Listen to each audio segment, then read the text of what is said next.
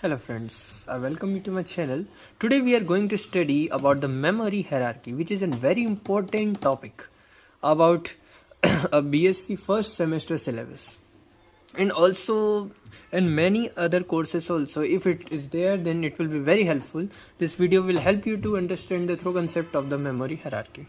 Now, starting from the main topic, the memory hierarchy is a structure that organizes computer memory based on response time. Now listen, speed, size and cost. These are the three things according to which the memories are arranged in the memory hierarchy.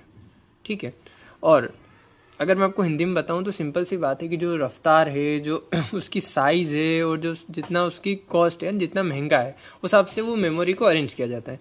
और अब ये fundamental concept है भैया. Fundamental concept इसलिए क्योंकि देखो मेरी बात सुनना, सीपीयू जो रहता है, सीपीयू क्या रहता है, बहुत फास्ट प्रोसेसिंग करता है. और जब हम बात करते हैं मेमोरी यूनिट्स की, तो जो मेमोरी यूनिट्स रहती है वो नैनो सेकंड्स की स्पीड में चलती है, लेकिन सीपीयू तो भैया क्लॉक साइकिल्स में बहुत तेज चलता है. ये बहुत बड़ी प्रॉब्लम भी है अभी हमारे मॉडर्न टाइम में. इसके लिए हम कैशे मेमोरी का यूज़ करते हैं. आपने देखा होगा कैशे मेमोरी को जो क्या स्टोर करके रखती है, जो हमने रिसेंटली टास्क किया है, तो वो क्या करती है कि उसको फटाक से ओपन कर देती है. तो ये चीज़ समझना बहुत जरूरी है. अब की प्रिंसिपल्स में जैसे मैंने आपको बताया था कि अब देखो स्पीड जो रहती है, ये जो हमारा अरेंजमेंट है, ठीक है ना, लेवल 0, लेवल 1 2 3 इसमें आ जाती है कैशे मेमोरी में, लेवल 4 लेवल 5 ये मैं बता रहा हूँ. अब स्पीड जो रहती है, जो इसमें है, स्पीड जो है faster memories closer to the CPU, ठीक है ना. मतलब स्पीड ना ऊपर से नीचे कम होगी, साइज जो है वो नीचे से ऊपर बढ़ेगी. मैंने अभी बताया था कि देखो मैं ये समझाता हूँ.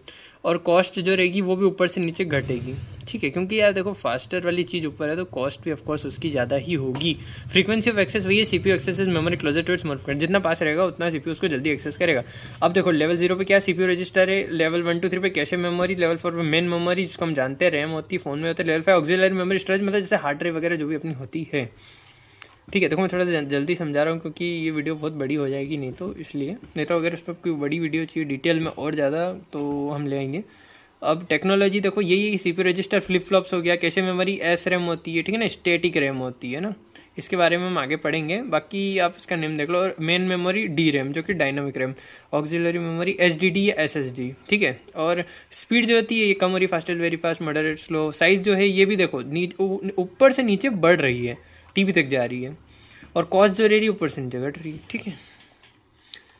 जो जितना पास होगा उतना पावरफुल होगा, है ना, ये समझ लेना. जैसे यहाँ पे सीपीयू रजिस्टर सबसे स्पीड है, फास्ट है, सबसे पावरफुल है. अब मेमोरी, अब देखो यहाँ प्रोसेसर वर्सेस मेमोरी स्पीड, मैंने आपको ये ऑलरेडी समझा दिया है कि जो ग्रोइंग स्पीड मिसमैच है सीपीयू का और मेन मेमोरी का, ठीक है ना, वो बहुत बड़ी प्रॉब्लम हो रही है हमारे मॉडर्न कंप्यूटिंग में.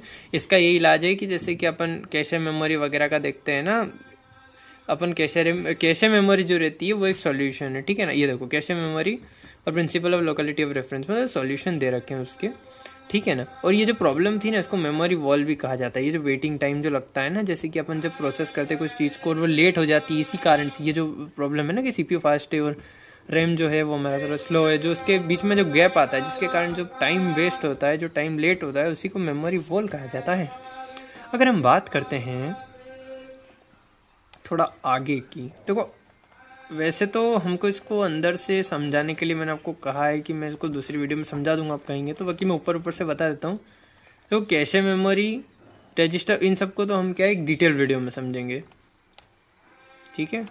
ये मैं आपको बता दूंगा डिटेल में, ठीक है. तो अभी मैंने जो वीडियो का टॉपिक था वो यही था हमारा कि मेन मेमोरी हायरार्की क्या होती है, उसका अरेंजमेंट कैसा होता है, ठीक है. तो ये अरेंजमेंट आप दिमाग में रखना है. देखो इसका चाहो तो आप स्क्रीनशॉट ले सकते हो. देखो मैं ऐसा रख देता हूँ.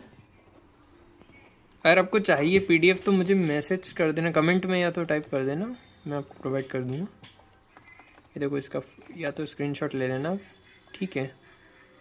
और एक ये भी इम्पोर्टेंट है, देखो आज के टाइम में जो प्रॉब्लम है उसको देखना ज़रूरी है. इसलिए तो हम कहते हैं कि यार रैम ज़्यादा होती है फ़ोन में तो अच्छा रहता नहीं, ठीक है.